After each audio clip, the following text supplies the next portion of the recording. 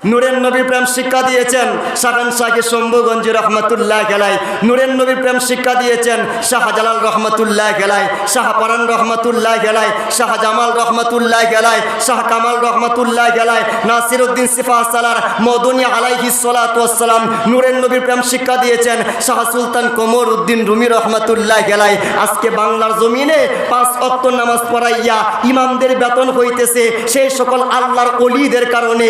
আল্লাহর ওলিরা না আসলে তোমার ইমামতি হইতো না। আল্লাহর ওলিরা না আসলে শুক্রবারে বক্তার মতো ওয়াজ করতে পারত না। আল্লাহর ওলিরা না আসলে মানুষের বাড়িতে দাওয়াত খাইয়া পেট ফুলাইতে পারত না।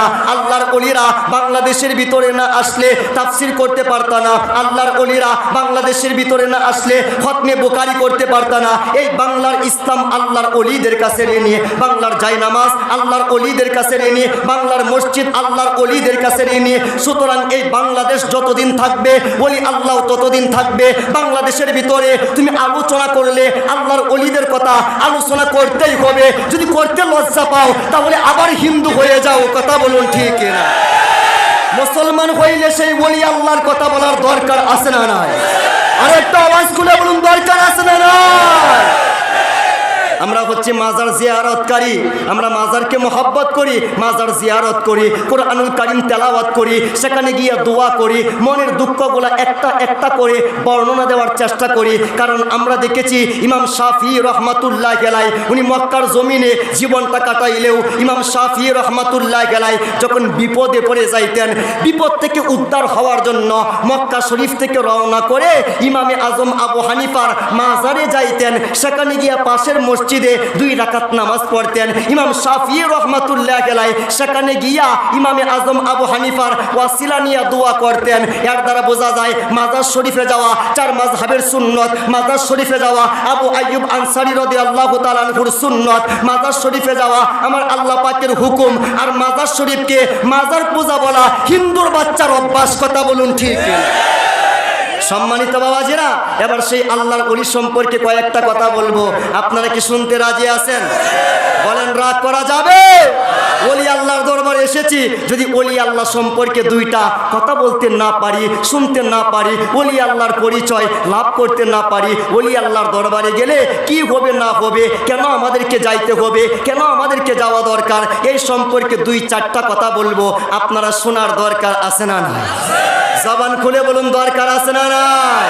এবার চলে আসুন, আপনারা এক বাক্যে বলবেন, আপনার ঘরে যেই কোরআন, আমার ঘরে যেই কোরআন, আমি যেই কোরআন থেকে ওয়াজ করি, আমার ভাইয়েরা যেই কোরআন থেকে ওয়াজ করে আমাদেরকে গালাগালি করে, কোরআন কিন্তু একটাই, কিন্তু কথা বলার স্টাইল হচ্ছে আমার একরকম আর তার হচ্ছে আরেক রকম। আমি আমার জীবনে কোনোদিন আব্দুল ওয়াহাব নজদির টাকা পাই নাই, এজন্য আমার সুর পরিবর্তন হয় নাই। কিন্তু আমার বাংলাদেশের যে সকল সোনার বক্তারা আব্দুল ওয়াহাব নজদির দেশ থেকে টাকা পেয়েছে, এক সময় এক কথা বলে, আরেক সময় আরেক কথা বলে। কথা বলুন ঠিক কিনা? আজকে তোমাদেরকে ধরার সময়। কথা বলুন ঠিক কিনা? আমরা দড়ি কিন্তু মারি না, মারেন যিনি তিনি কে? আরেকটা আওয়াজ খুলে বলুন, তিনি কে? আল্লাহ যে মারেন, দলিল আছে না নাই? আল্লাহ কই এমন মারামারি, শাহজালালের বিরুদ্ধে গৌর গোবিন্দ গেছিল, টিপ মাইরা মাইরালছি। আল্লাহু আকবার বলেন। হযরতে মুজাদ্দিদ আল ফেসানির বিরুদ্ধে সম্রাট আকবর গেছিল, মাইরা ফালাইছি। মারছেন কে? কথা বলেন, মারছেন কে? আতায়ে রাসূল খাজা গরিবে নওয়াজ মুঈনুদ্দিন চিশতি হাসান সানজারি রাদিয়াল্লাহু তাআলা আনহুর বিরুদ্ধে পিতৃরাজ গেছিল, মাইরা ফালছে কে? আল্লাহ বলে মাইরা ফালামু। শোনা, এই পৃথিবীর জমিনে যারা আমার ওলি বিরোধিতা করবে, আমি আল্লাহ পাক অবশ্যই অবশ্যই তাদেরকে ধরবো। এজন্যই তো শাহজালালের বিরুদ্ধে গিয়ে 2-4 দিন লাভ পারছিল, এখন আর সময় নাই, গৌর গোবিন্দ শেষ।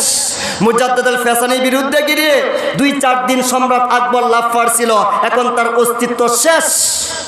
খাজা গরিবে নওয়াজের বিরুদ্ধে গিয়ে পিতৃরাজ কয়েকদিন লাভ পারছিল, এখন লাফালাফি শেষ। কিন্তু আল্লাহর ওলিরা আগে যেমন ছিল এখনো তেমন আছে। কিয়ামত পর্যন্ত আল্লাহর ওলিদের অস্তিত্ব যিনি টিকিয়ে রাখবেন তিনি কে? আসতে বলেন, তিনি কে? জবান খুলে বলুন, তিনি কে? এবার কোরআনুল কারীমের মধ্যে চলে যাই। যদি কোরআনুল কারীমের ভিতরে আল্লাহর ওলিদের আলোচনা থাকে তাহলে আমি অদম আল্লাহর ওলির দরবারে যাব। আর যদি আল্লাহর ওলিদের আলোচনা কোরআনুল কারীমের ভিতরে না থাকে আপনাদের সম্মুখে আজকে তওবা করে ওলির দরবার ছেড়ে দিব। আমরা এই কথার ভিতরে আসি না না? এবার চলে আসুন কোরআনের ভিতরে আমরা ঢুকে যাই, একটা একটা করে আয়াত তেলাওয়াত করি, তাহলেই বুঝতে পারবেন আল্লাহর ওলিদের কথা কোরআনুল কারীমের ভিতরে আসে না নাই। এক নাম্বার হচ্ছে আলা ইন্না আউলিয়া আল্লাহি লা খাউফুন আলাইহিম ওয়ালা হুম ইয়াহজানুন।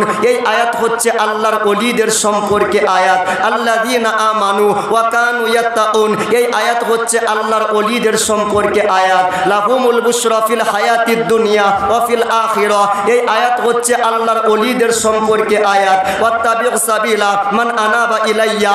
এই আয়াত হচ্ছে আল্লাহর ওলিদের সম্পর্কে আয়াত। ইয়া আইয়ুহাল্লাযীনা আমানুত্তাকুল্লাহা ওয়াবতাগু ইলাইহিল ওয়াসিলা। এই আয়াত হচ্ছে আল্লাহর ওলিদের সম্পর্কে আয়াত। হাল আত্তাবিউকা আলা আন তুআল্লিমানি মিম্মা উল্লিমতা রুশদা। এই আয়াত হচ্ছে আল্লাহর ওলিদের সম্পর্কে আয়াত। আনা আতিকা বিহি ক্বাবলা আইয়ারতাদ্দা ইলাইকা তারফুকা। এই আয়াত হচ্ছে আল্লাহর ওলিদের সম্পর্কে আয়াত। ওয়া আল্লামনাহু মিল্লা দুন্না ইলমা। এই আয়াত হচ্ছে আল্লাহর ওলিদের সম্পর্কে আয়াত। ওয়া কুনু মা'আস সাদিকিন। এই আয়াত হচ্ছে আল্লাহর ওলিদের সম্পর্কে আয়াত। ইন্না রাহমাতাল্লাহি করিবুম মিনাল মুহসিনিনা। এই আয়াত হচ্ছে আল্লাহর ওলিদের সম্পর্কে আয়াত। ফাবিইজ্জাতিকা লাআগবিয়ান্নাকুম আজমাইনা। এই আয়াত হচ্ছে আল্লাহর ওলিদের সম্পর্কে আয়াত। তাতাজাফা জুনুবুহুম আনিল মাদাজি।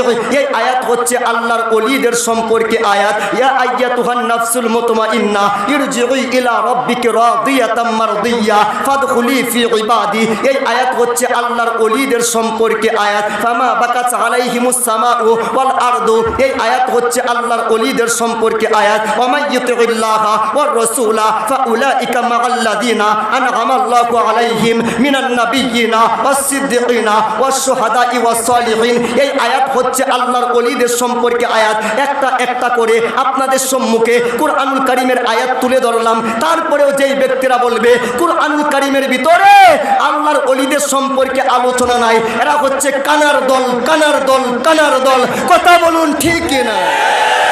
বলুন 30 পারা কোরআনের ভিতরে আল্লাহর ওলি সম্পর্কে আলোচনা আছে না না? আরেকটা আওয়াজ খুলে বলুন আছে না নাই? ভয় আছে? কোনো ভয় আছে? ভয় আছে? আরে আমরা জাকের, আমরা মুরিদ, বিংশ শতাব্দীর, ভয় করি না ঝড় তুফানে, সহায় জিন্দা পীর আমার, সহায় জিন্দা পীর। আরে যে থাকলে মরণে ভয় নাই, কবরে ভয় নাই, মিজানে ভয় নাই, হাসরে ভয় নাই, ফুলসিরাতে ভয় নাই, 2-4টা মশা দেখে কোনো ভয় আছে? কথা বলেন, মশা দেখে ভয় আছে?